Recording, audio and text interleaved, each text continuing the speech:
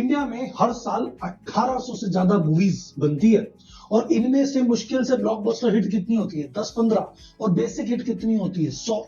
मतलब 1700 से ज्यादा मूवीज ऐसी है जो आइडियली ना तो हिट है ना सुपर हिट है, एवरेज है, कॉस्ट भी नहीं निकाल पाई। फिर भी हर साल इतनी मूवी क्यों बनती है? ये क्या लोग पागल हो गए? इतनी मूवियां क्यों बना रहे हैं भाई साहब? क्यों बना रहे हैं? क्योंकि मूवी बनते ही रिलीज हो चाहे ना हो, या रिलीज हो के बॉक्स ऑफिस पे कलेक्शन करे चाहे ना करे, मोस्ट ऑफ द मूवीज हमेशा प्रॉफिट में रहती है, पैसा कमा के निकलती है। यार राहुल जी ऐसा कैसे पॉसिबल है? अभी आपको प्रूव करते हैं कैसे पॉसिबल है। तो इसको समझने के लिए आपको पूरी चेन समझनी पड़ेगी कि इस मूवी मेकिंग की प्रोसेस में कितने लोग इन्वॉल्व है। तो सबसे पहले मैं आपको हिंट बताता हूं कि मूवी चालू होती है प्रोड्यूसर से। प्रोड्यूसर मूवी बनाता है, उसके बाद वो डिस्ट्रीब्यूटर को देता है, डिस्ट्रीब्यूटर सिनेमा हॉल को देता है और सिनेमा हॉल में जाके हम मूवी देखते हैं। इन तीनों स्टेक होल्डर्स पे अभी अपन डिटेल में चर्चा करते हैं कि प्रोड्यूसर कैसे पैसे कमाता है, डिस्ट्रीब्यूटर कौन होता है, कैसे पैसे कमाता है, और आप सिनेमा क्या करता है और कैसे पैसे कमाता है। इन तीनों एरिया पे डिटेल में करते हैं। सो बॉलीवुड बिजनेस मॉडल के 3 पिलर हुए, प्रोड्यूसर, डिस्ट्रीब्यूटर और सिनेमा हॉल। तो सबसे पहले बात करते हैं अपन प्रोड्यूसर की। प्रोड्यूसर कौन है? देखो ये वो व्यक्ति है जिसका नाम आप सबसे कम जानते हैं और सबसे ज्यादा मूवी बनाने में इसी का रोल होता है। प्रोड्यूसर वो बंदा है जो मूवी बनते समय सारा पैसा जेब से लगाने वाला बंदा प्रोड्यूसर होता है। इस बंदे का काम है कि सारा काम कि मूवी के बारे में शुरू से सोचना। तो देखो मूवी जब बनती है 4 स्टेज में बनती है और चारों स्टेज इसी प्रोड्यूसर के जिम्मे होती है। तो मूवी मेकिंग का सबसे पहला स्टेप होता है डेवलपमेंट। इस स्टेज पे क्या है, अभी तक शूटिंग बिल्कुल नहीं है, इस समय बैठ के बस डिसाइड किया जाता है कि भैया किस तरह की मूवी बनाई जाएगी, स्क्रिप्ट कौन लिखेगा, गाने कौन लिखेगा, हीरो किसको लिया जाएगा, हीरोइन किसको लिया जाएगा। तो हीरो फाइनल होता है, हीरोइन फाइनल होती है, राइटर फाइनल होता है, सिंगर फाइनल होता है, लोकेशन फाइनल होती है, सारी चीजें फाइनल होती है। ये डेवलपमेंट स्टेज है। यहाँ पे सब आ जाता है कि ठीक है सर ये स्क्रिप्ट है, ये हीरो है, हीरोइन है, ये इसकी डेट्स मिल गई, इसकी डेट्स मिल गई, ये लोकेशन फाइनल हो गई, अब अपन मूवी चालू करेंगे। अब आती है स्टेज 2 जिसको कहते हैं प्री प्रोडक्शन। प्री प्रोडक्शन का मतलब है कि भैया हीरोइन की डेट्स मिल गई तो अब प्लानिंग करो, हीरोइन की कॉस्ट्यूम को बनाएगा तो कॉस्ट्यूम बना के वहां पहुंची कि नहीं पहुंची, लोकेशन फाइनल हो गई तो लोकेशन वहां पे रेडी है क्या, अगर वहां पे सेट बनेगा तो क्या सेट बन गया क्या, अगर जूनियर आर्टिस्ट लेने तो वो आ गए क्या, कोरियोग्राफर आ गया क्या, वो सारी चीजें प्री डेवलपमेंट स्टेज में आती है। और फिर आता है थर्ड स्टेज जो मोस्ट इंपॉर्टेंट स्टेज है, प्रोडक्शन, जहां पे एक्चुअल मौके पे जाके शूटिंग होती है, शेड्यूल होता है और एज पर स्क्रिप्ट धीरे धीरे शूटिंग की जाती है। उस शूटिंग के दौरान जितना भी खर्चा है जूनियर आर्टिस्ट को देना, खाने का, लोकेशन का, आने का, जाने का, लॉजिस्टिक का, ये सारा पैसा कौन दे रहा है? भैया प्रोड्यूसर ही लगा रहा आपका। और लास्ट में जब मूवी की शूटिंग खत्म हो जाती है, पैकअप हो जाता है, उसके बाद लास्ट स्टेज आती है पोस्ट प्रोडक्शन की, जहां पे मूवी की डबिंग होती है, जहां विजुअल इफेक्ट दिया जाता है, एडिटिंग दी जाती है, शॉर्ट्स काटे जाते हैं, गाने फिल्माए जाते हैं, ये सब सारी की जाती है वो फोर्थ स्टेज में की जाती है। तो मूवी की प्लानिंग हुई, प्री प्रोडक्शन हुआ, प्रोडक्शन हुआ, पोस्ट प्रोडक्शन हुआ, मूवी बन के हुई तैयार।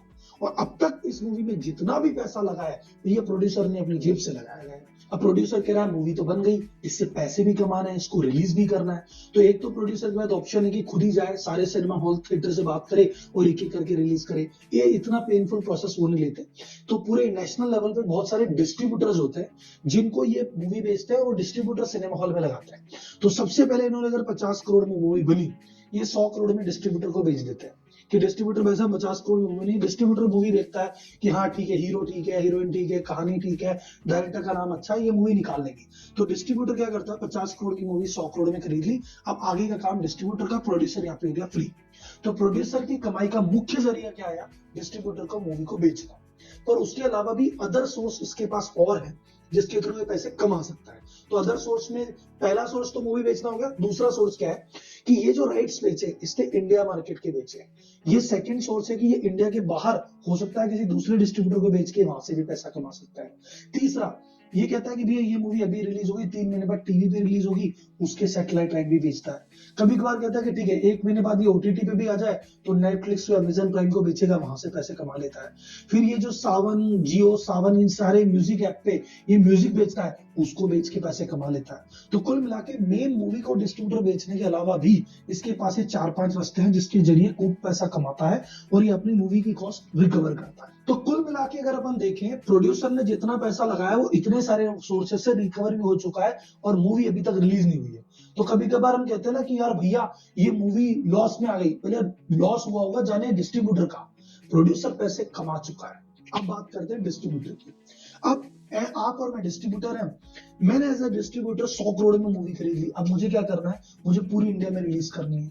तो मैं पूरी इंडिया में बात करता हूँ, पीवीआर से बात करता हूँ, आइनॉक्स से बात करता हूँ, छोटे चैनल से बात करता हूँ, लोकल मल्टीप्लेक्स से बात करता हूँ, मूवी लगानी है। अब मुझे पता लगा कि ये मूवी मैं 1000 थिएटर में रिलीज कर रहा हूँ। उनको कहता है भैया एक सिनेमा हॉल से कि 20 लाख रुपए दे दो और मूवी ले लो और रिलीज करो अपने थिएटर में।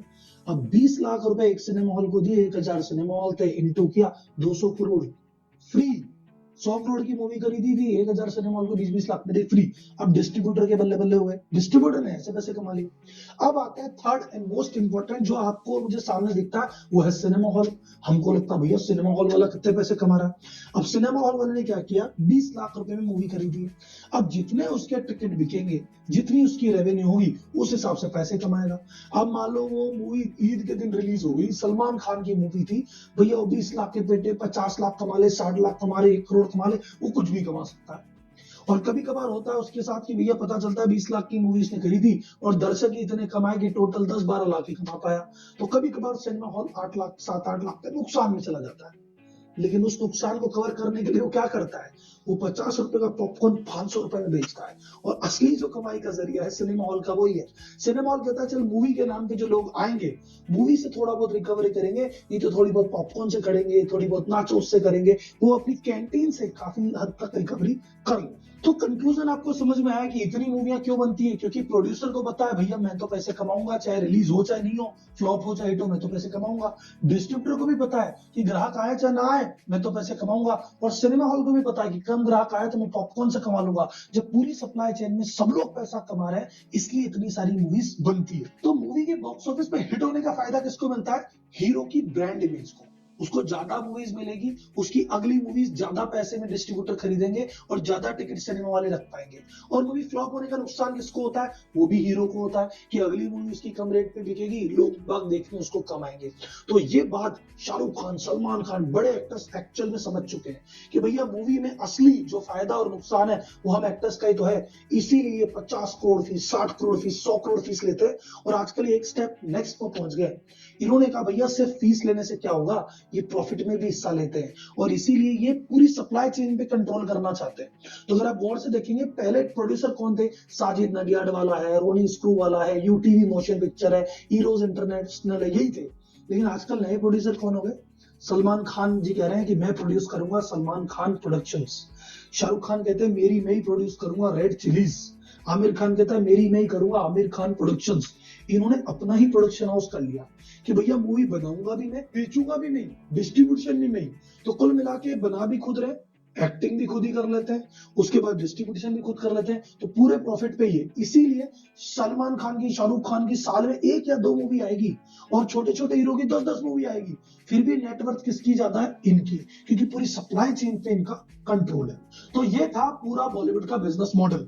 अगर आपको वीडियो अच्छी लगी तो लाइक कीजिए, बहुत अच्छी लगी तो शेयर भी कीजिए, सब्सक्राइब तो आपको करना ही करना है। और मुझे कमेंट बॉक्स में बताइए अगली कौन सी ऐसी इंडस्ट्री है जो आपको अट्रैक्ट करती है, जिस पे आप चाहते हैं मैं एक वीडियो बनाऊं। कंप्लीट वीडियो देखने के लिए धन्यवाद।